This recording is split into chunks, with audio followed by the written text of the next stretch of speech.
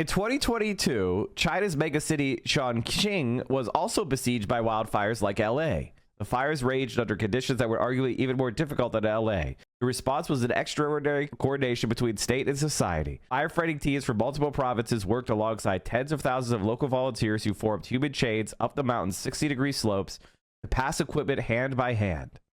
Motocross riders with no paved roads, only motocross could reach the fire, formed supply chains up narrow mountain paths. Using tactics like controlled burning, fighting fire with fire, the collective efforts managed to contain the blaze in just 8 days, despite temperatures above 104 degrees Fahrenheit.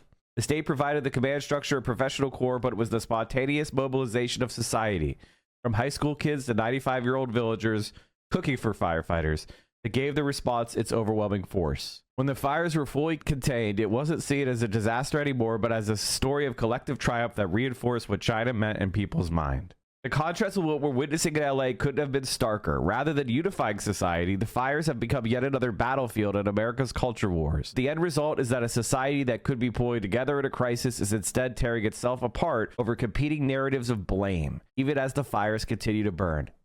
It isn't that climate change isn't a cause. It isn't that billionaires aren't using too much of the resources. It doesn't even matter because America is incapable of pulling together and fighting the fire. And the richest people in our country are in target of the blaze, and even they can't marshal the resources to defend themselves because wealth in America can't buy you social cohesion.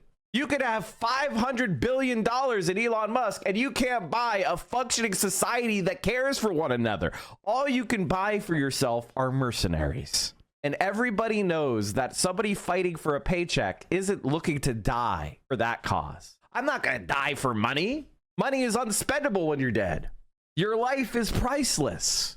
And this is what we're learning, is that if there's nothing you're willing to die for, there's very little you're going to be willing to actually fight for. And American society is unraveling at the seams. And the reason why is because we do not believe that this society would take care of us in need. So why the fuck would we risk it all to defend the society when others are in need? That is the breakdown of the social cohesion of the United States of America.